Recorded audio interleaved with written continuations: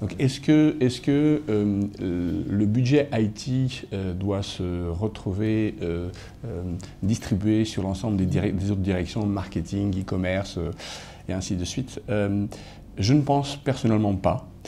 Si on regarde l'histoire des dernières années, le budget IT est en croissance constante les 20 dernières années. Si on regarde la croissance de ces budgets dans les différents départements, c'est une croissance qui est linéaire, voire exponentielle pour certaines industries.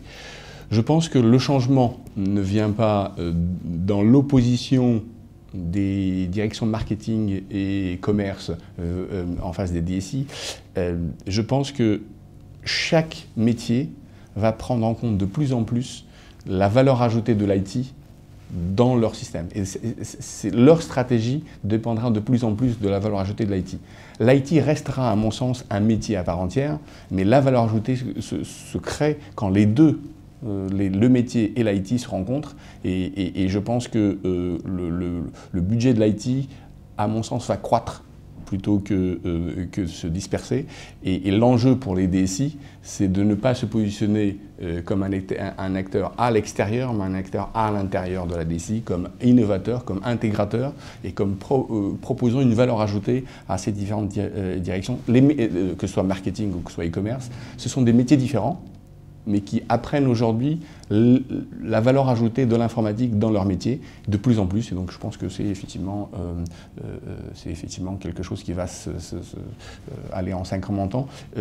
Et pas uniquement dans le marketing et l'e-commerce. Il y a un certain nombre d'autres métiers dont l'IT est au centre de leur stratégie de développement. Et la compréhension de la valeur ajoutée de l'IT est quelque part une clé pour leur business. Est-ce que le DSI sera un intégrateur de ressources et sera un hôtelier quelque part et en charge uniquement de la cohérence du SI? Être déjà le responsable de la cohérence du SI en soi est une valeur ajoutée pour l'entreprise très importante. Donc si on arrive déjà à faire ça, ce sera quelque chose d'important. Donc je ne pense pas qu'il faut le mettre comme quelque chose de négatif. Néanmoins, oui, c'est un risque. C'est un risque si la DSI se met à l'extérieur du métier, c'est un risque qu'on devienne des hôteliers. Je ne pense pas que ça, c'est le cas d'échec. Le cas qui me semble être l'avenir pour des DSI, c'est l'intégration de plus en plus des équipes informatiques avec les métiers. Et donc l'informatique est en conseil dans le développement de la stratégie du métier en intégrant la composante technique. Je ne pense pas que la DSI soit uniquement un hôtelier de ressources. Loin de là, je pense que la valeur ajoutée de l'IT est en intégrant la technologie et l'innovation que proposent nos partenaires, proposer au métier cette intégration et donc être une valeur ajoutée dans le processus de création de valeur de l'entreprise. Alors, est-ce que la DSI doit prendre en compte le numérique et le développement business associé? Encore une fois, sur cet aspect-là, je pense que c'est ni blanc ni noir. Il y a des éléments sur lesquels la DSI prendra plus d'ampleur, mais comme je ne pense pas que les métiers vont récupérer l'essentiel du budget IT, je ne pense pas, à l'inverse, que les DSI vont se substituer à des métiers qui sont les métiers de commerce. L'e-commerce est un métier en soi.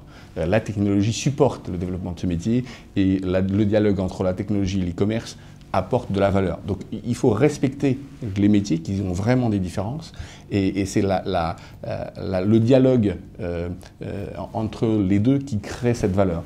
Donc non, je ne pense pas qu'à terme le DSI, en tout cas globalement la tendance sera que le DSI prenne ces métiers, mais je pense que le DSI sera un élément très déterminant dans les choix et dans le conseil des métiers de e-commerce ou des métiers numériques.